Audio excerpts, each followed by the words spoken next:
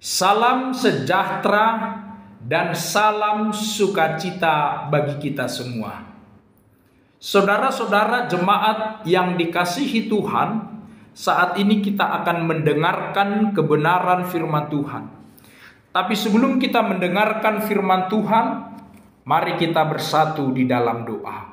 Damai sejahtera Allah Bapa yang melampaui segala akal dan pikiran, itulah yang memelihara hatimu di dalam Kristus Yesus. Amin. Firman Tuhan yang menjadi renungan bagi kita hari ini tertulis di dalam Amsal 9 ayat 1 sampai 6. Hikmat telah mendirikan rumahnya, menegakkan ketujuh tiangnya, memotong ternak sembelihannya, mencampur anggurnya, dan menyediakan hidangannya. Pelayan-pelayan perempuan telah disuruhnya berseru-seru di atas tempat-tempat yang tinggi di kota. Siapa yang tak berpengalaman, singgahlah kemari. Dan kepada yang tidak berakal budi, katanya, marilah, makanlah rotiku, dan minumlah anggur yang telah kucampur. Buanglah kebodohan, maka kamu akan hidup, dan ikutilah jalan pengertian. Saudara-saudara, judul perikop teks khotbah ini adalah undangan hikmat dan undangan kebodohan. Jika kita ditanya, undangan manakah yang akan kita hadiri? Jawabannya pasti undangan hikmat. Kenapa undangan hikmat yang kita pilih?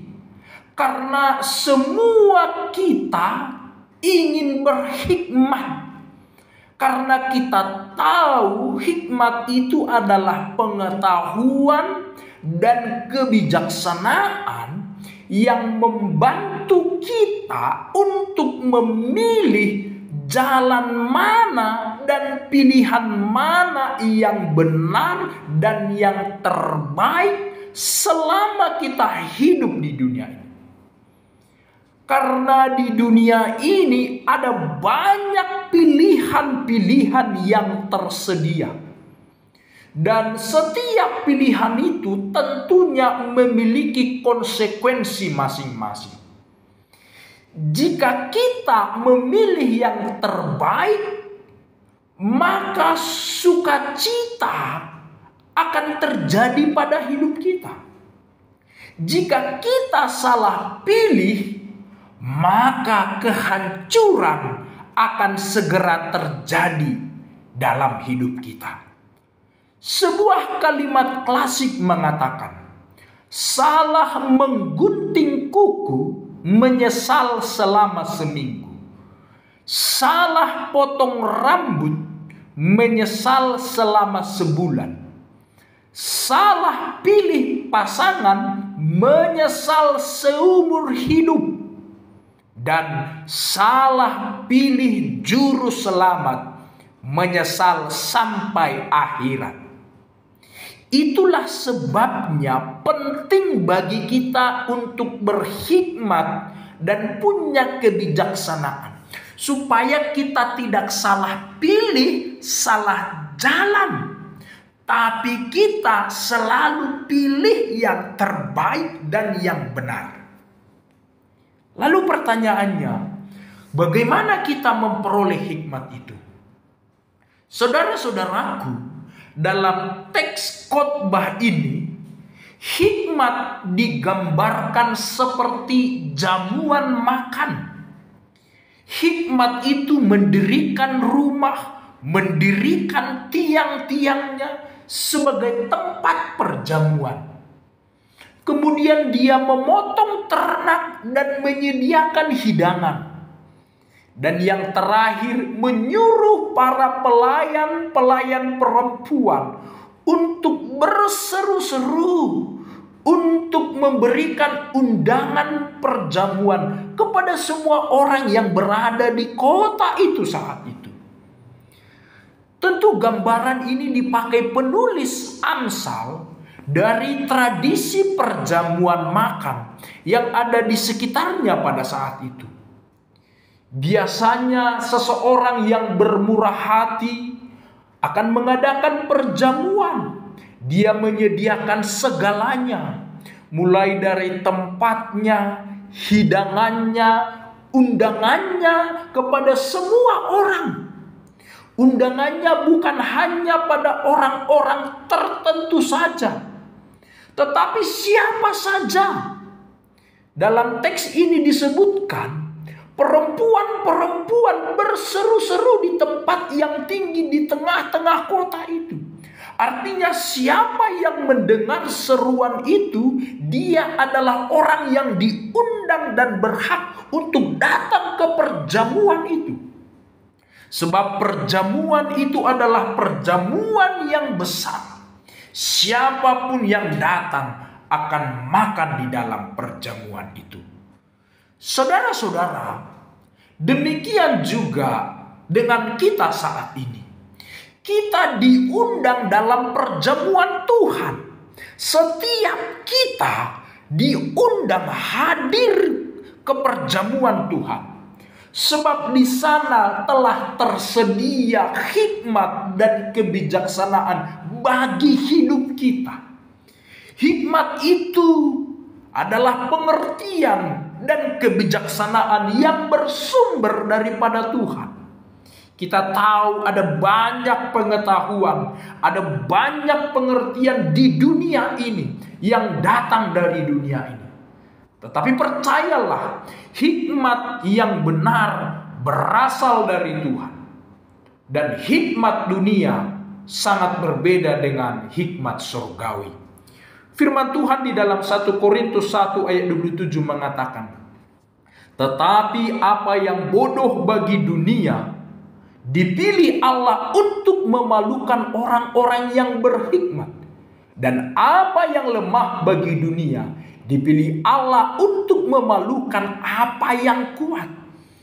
Itulah sesungguhnya kuasa hikmat yang berasal dari Tuhan. Mungkin kita pandang lemah dan kecil dan tidak berdaya, tetapi sesungguhnya Tuhan dalam hikmatnya memiliki kuasa, memiliki kekuatan, dan hikmat dari Tuhan itu yang benar. Hikmat dari Tuhan itulah yang menolong kita untuk mengerti dan memahami jalan-jalan dan rencana Tuhan bagi hidup kita. Hikmat Tuhan itulah sebagai petunjuk hidup kita, supaya kita tidak tersesat dalam jalan-jalan di dunia ini.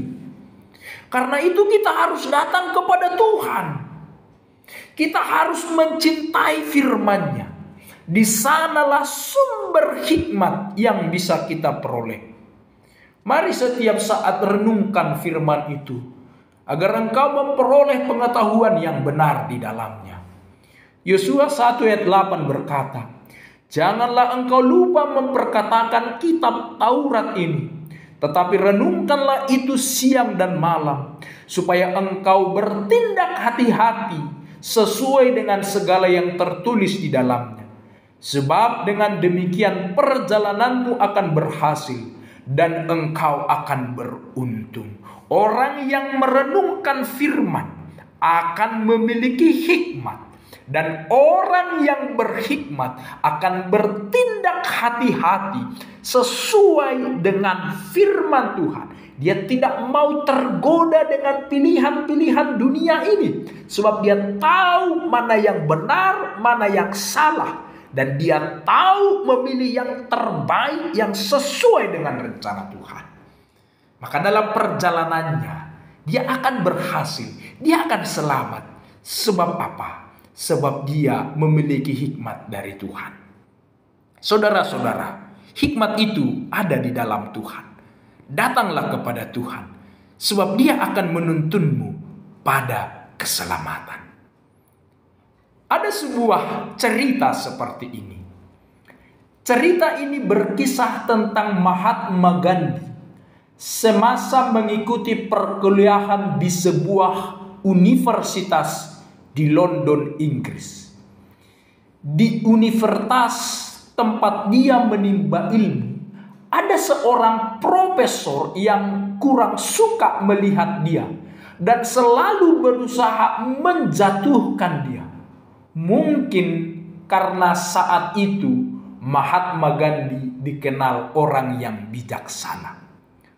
Pada suatu hari, sewaktu jam makan siang, Mahatma Gandhi masuk ke kantin. Kantin tersebut sudah penuh. Satu-satunya kursi yang kosong hanya di sebelah profesor yang juga sedang makan. Mahatma Gandhi menghampiri tempat itu dan duduk di sebelah profesor. Melihat hal tersebut, profesor pun merasa tidak senang dan berkata, "Sungguh tidak pantas seekor babi duduk berdampingan dengan seekor burung." Mendengar kata-kata tersebut, Mahatma Gandhi pun berdiri dan dengan tenang berkata, "Oh, saya mengerti. Jangan khawatir, Profesor. Saya akan terbang sekarang juga." Mahatma Gandhi pun berlalu dan meninggalkan profesor yang terdiam menanggung malu. Niatnya semula ingin mempermalukan, tetapi karena hikmat yang dimiliki Mahatma Gandhi, ternyata kenyataannya menjadi terbalik. Kemudian pada suatu hari di dalam kelas, profesor sengaja memberikan pertanyaan kepada Mahatma Gandhi. Katanya, "Seandainya dalam perjalanan kamu menemukan satu tas penuh berisi kebijaksanaan dan satu tas lagi penuh berisi uang, tas yang mana akan kamu ambil?" Mahatma Gandhi pun menjawab, "Saya akan mengambil tas yang berisi uang."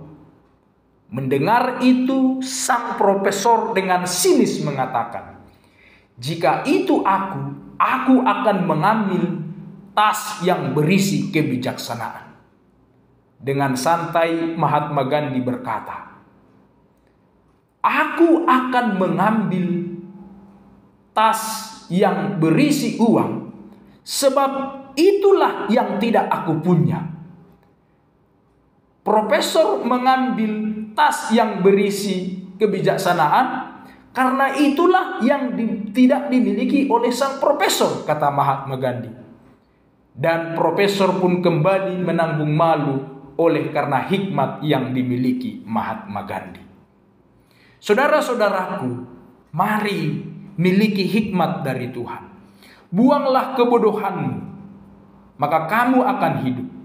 Dan ikutilah jalan pengertian, dan engkau akan menemukan kehidupan. Sebab jalan pengertian itu adalah jalan menuju kehidupan. Amin. Tuhan Yesus memberkati.